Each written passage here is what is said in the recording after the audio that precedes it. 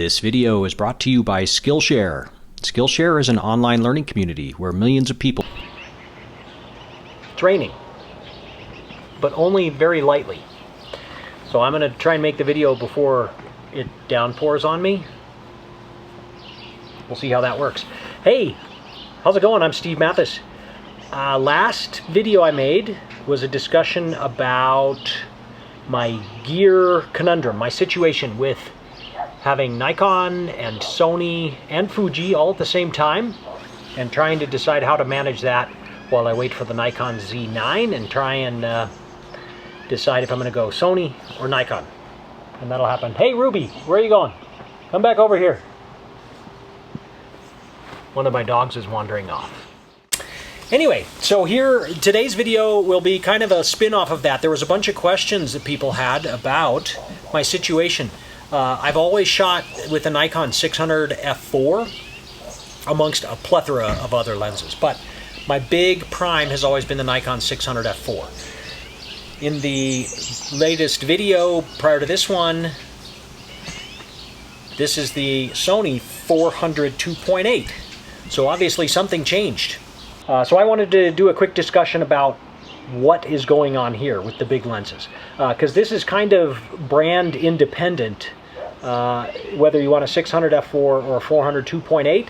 And I wanted to just go over my thought process on that, how I've decided how I'm going to handle that. And hopefully that'll help you when you're trying to decide on lens selection. So, as I mentioned, I've been shooting with the Nikon 600 f4 for about 10 years, a couple of different versions of that. Always been intrigued by the Nikon 400 2.8, but I've never used one. So, when I decided to keep this until the Nikon Z9 comes out and continue to use that, but I thought this was a perfect opportunity for me to test a 400 2.8. with the Sony system in this case. But for the work that I do, the 600 f4 has served me quite well, but there are times when a 400 2.8 would have served me better, specifically when I'm shooting in low light situation like with owls. And often my style of shooting is kind of changing over the years as well, where I'm shooting less ultra tight, like as tight as I can get, portraiture on wildlife. And I'm trying to include a little more in the environment, and that's more of a challenge, of course, because the environment has to be beautiful as well and has to work with the subject. But I am finding myself shooting wider more often lately, so this lens looks even more compelling to me in theory. And so I wanted to investigate that more before just going, well, I need to get the Sony 600 f4 as well. I thought this was a perfect opportunity to try a 400 2.8. And so my biggest concern there was, will it be long enough? And I'm used to the 600 millimeter focal length. I have the Sony 200 to 600 as well, so I do have that 600 focal length covered, but not at f4. This is a unique lens, this 400 2.8, in that it's got the f2.8 aperture. So I've got the 400 focal length covered with a bunch of other lenses, but I don't have 2.8. The biggest thing that allowed me to really consider this lens was using teleconverters. My dogs are still there, nothing to worry about. They haven't wandered too far.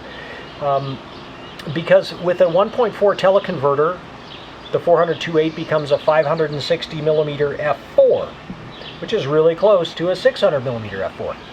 I wanted to test extensively the 1.4x teleconverter on the 400 2.8 to make sure that 560 f4 is truly usable, both in terms of autofocus speed and accuracy and in terms of image quality shooting it at f4 wide open, because the image quality on this at f4 is fantastic. It's tack sharp, it's wonderful. I'll shoot it at f4 all day. It's great. I don't have to stop it down for any image quality improvement. And so I really wanted to make sure I had the same thing here at that 560 f4. I've been shooting with this combination for, let's call it 6 to 8 weeks, something like that. And my determination is that with the 1.4x teleconverter, on the 400-2.8. I can shoot it wide open at f4, 560 millimeter f4. Image quality is excellent. Autofocus speed and accuracy is equally excellent. I have no problem with that 1.4 teleconverter on the Sony A1. Autofocus is amazing. It feels just like I'm using this lens, but of course with the A1, the autofocus is much, much better, blah, blah, blah. So, at any rate, so far my testing, I'm very happy with the results at 560 f4. I can also throw a 2x teleconverter on it here and get to 800 millimeter f5.6. At that point, I like to stop it down a stop to get a little bit sharper. This 2x teleconverter, while it's certainly usable, more so than Nikon's. I never used Nikon teleconverters with much, I only used them with reluctance, let's put it that way. They just didn't seem to work as well. The Sony mirrorless stuff, the teleconverters are working much, much better for me. So I don't love the 2x converter, but in a pinch I can get to 800 millimeters and have acceptable image quality. Certainly good enough, but it's not quite as tack sharp as the bare lens or the 1.4 teleconverter. So I kind of rambled on there. I skipped something very important. I borrowed a friend's 402.8 before I bought this 402.8. So I spent a week with it thanks to Joel. I'm going to link to Joel's Instagram below. Joel's a hell of a nice guy and an excellent photographer. He owns both the Sony 600 f4 and the 402.8, so he let me borrow the 402.8 for a week here in the Tetons, and I photographed birds and bears and landscapes and all kinds of stuff with it. Really put it through its paces for a week of solid shooting before I decided to buy this. So I could have rented one, but I had access to a friend that had one, so that saved me some bucks, and it was very nice of him and very generous. So after using a week's worth of 402.8, I was confident enough that it would work for me that I went ahead and bought one. Now I could sell this tomorrow and not lose a penny on it because these things are holding their value really well. But I did want to spend that week to decide if I really wanted to go this route and try it for the next 6 months or so. And so that's what I did. It would have been just as easy for me to rent one for a few days or a week and spend some time with it before I made that decision. And that's what I'd suggest you do if you're having this kind of a conundrum.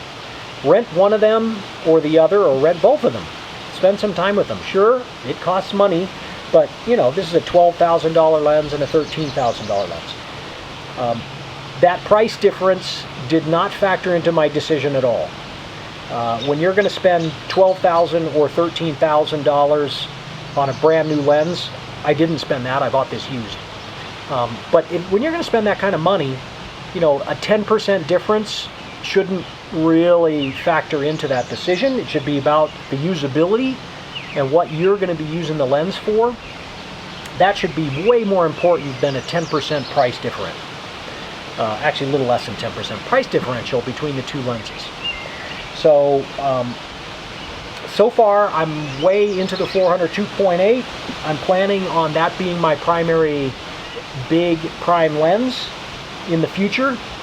As I mentioned, I'm going to hold on to both of these for the next 6 months or so till the Nikon Z9 comes out and I can test that Z9 with a big prime as well. So anyway, price difference wasn't important to me.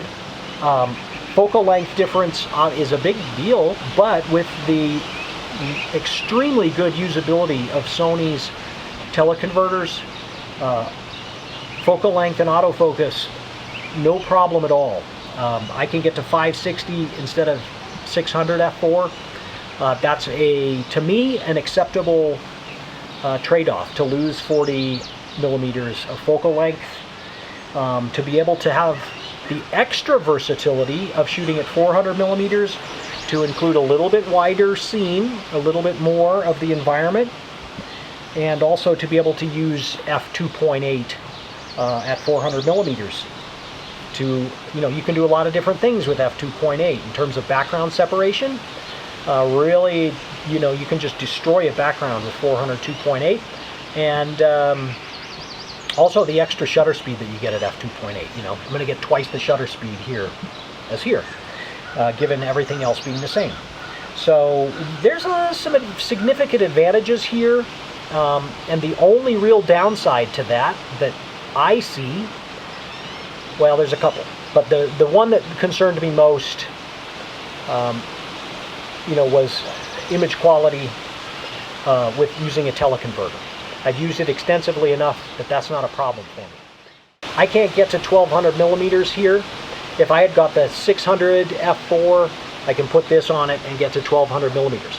Now, if I was a dedicated bird shooter, I would probably go this route with the 600 f4, and the 2x teleconverter would still work fine on that 600 f4. But I'm not a dedicated birder. I do love photographing birds. My preferred birds that I photograph are big raptors, like owls in the woods. This is a better choice for that for me. I get f2.8 to be able to shoot in the darkness of the forest better, but then I have the versatility of being able to go to 600 millimeters and 800 millimeters if I need to, 560 millimeters, sorry, using teleconverters. So if you need 1200 millimeters, if you're shooting small birds, if you're a dedicated bird photographer, the 600 f4 I would suggest would be the lens to go to.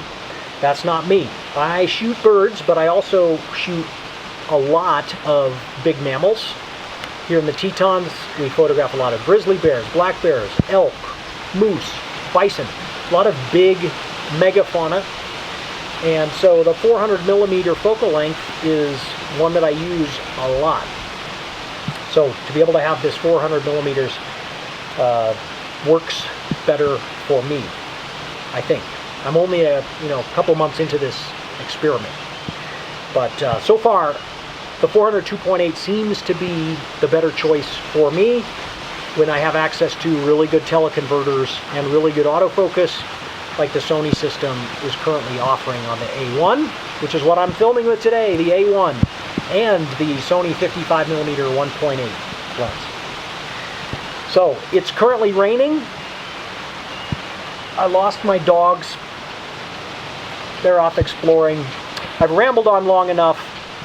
Thanks for watching this. Key takeaways, I guess, are try things out before you buy. Rent them, borrow them from a friend, do some research, think about what you're using the lens for. Having the longest focal length isn't always the best answer, and in this case I don't think it is for me either. But look at the focal lengths that you're shooting at most frequently, give it some thought, and then get the gear that works best for you. What works best for me may or may not be what works best for you. So I can't answer questions like what lens should I buy. That's a personal decision based on what you shoot, what your budget is, how you like to shoot, all that stuff. So that was my thought process of going through this. There were enough questions about it from the last video that I think it was worth making a quickie about this situation. So anyway, more rain is on the way. Hope you enjoyed this little talk, a little chat in the yard today. Take care. See you on the next video. I'm going to go inside where it's not raining. See ya.